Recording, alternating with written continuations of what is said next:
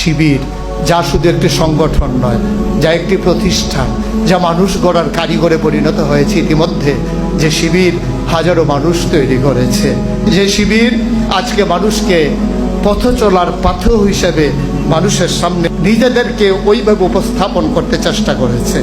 এজন্যে অনেক আগে ভারতে যখন মোহামেডান স্পোর্টিং ক্লাব লীগ শিরোপা অর্জন করেছিল, তখন কবি নজরুল একটি কবিতা রচনা করেছিলেন। আমি যখন পড়ছিলাম তখন মনে হচ্ছিল সেই কবিতার লাইনগুলো বাংলাদেশ ইসলামী ছাত্র শিবিরের জন্যও যেন আজকে তিনি থাকলে লিখে দিতেন। যদি এমন করে বলি, এই বাংলার অবনত শিরে তোমরা পড়ালে তাজ, সুযোগ পাইলে শক্তিতে মোরা অজেয় দেখালে আজ।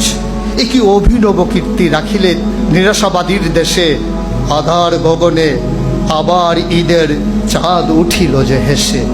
শিবির যেন তার রক্তের মাঝে গোলাপ গাছ লাগিয়ে গোলাপ ফুল ফুটিয়ে দেখিয়ে দিলেন কেমন করে ফুল ফুটাতে হয় আর গোড়ায় রক্ত দিতে হয়। আমি বিশ্বাস করি, আমি তাদেরকে নিয়ে স্বপ্ন দেখি, আমি তাদের মাঝে আমি আশায় বুক বাঁধি যারা আজকে আমার সামনে বসে আছে। আমি বিশ্বাস করি শিবির যদি স্বমহিমায় সচেতনায় জেগে থাকে, তাইলে বাংলাকে আবার পেছনে ফেলে দিতে পারে এমন কোন শক্তির উদ্ভব হওয়ার সাহসই বাংলাদেশে কেউ করবে না ইনশাআল্লাহ। আমার বিশ্বাস শিবির হবে অতন্ত্র প্রহরী। আমার বিশ্বাস শিবির নিজেকে জাগাবে এবং ঘুমন্ত মানুষকে জাগিয়ে তুলবে। আমরা যদি নিজেদেরকে জাগিয়ে নিতে পারি, সে পতাকা তলে ঐক্যবদ্ধ করে নিয়ে নিজেদেরকে গড়ে তুলতে পারি, আর নিজেদেরকে চেতনায় সারিত করে নিতে পারি, যেমন করে জেনেছিলাম আমি কে আমাকে পাঠালেন, তিনি নিজেই বলে দিলেন যে তিনি যে রব্বুল আলামিন। বাংলাদেশের ঐতিহাসিক সেই মহাসমাবেশের দিনে একজন নারী লক্ষ মানুষের মাঝ দিয়ে হেঁটে গেছেন, নিরাপত্তার অভাব বোধ করেননি। আমরা সেদিন প্র্যাকটিসিং মুসলিমের সেই পরিচয় তুলে ধরেছিলাম। সে মেয়ে লিখতে বাধ্য হয়েছিল, এর নাম যদি হয় জামাত ইসলামী, এর নাম যদি হয় ইসলামী ছাত্র শিবির, তাহলে সবার চাইতে শিবিরই ভালো, তাহলে সবার চাইতে জামাতই ভালো। আমরা সেই জামাত চাই, সেই শিবির চাই। কথায় না বড় হয়ে আমরা কাজে বড় হতে চাই।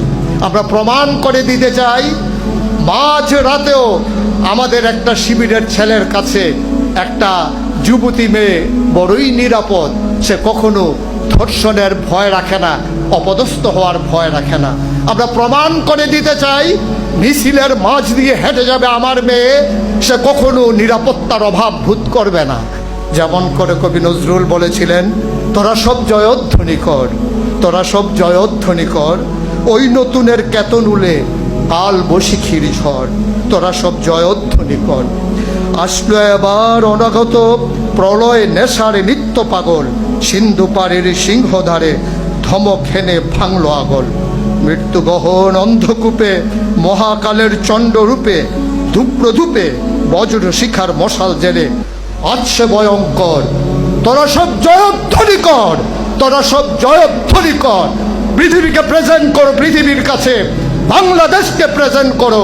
শিবিরের ছায়া তলে ঐক্যবদ্ধ হও, পতাকা তলে জাগিয়ে দিয়ে ছেলেদের জানিয়ে দাও আমরা ছিলাম, আমরা আছি, আমরাই থাকবো ইনশাআল্লাহ।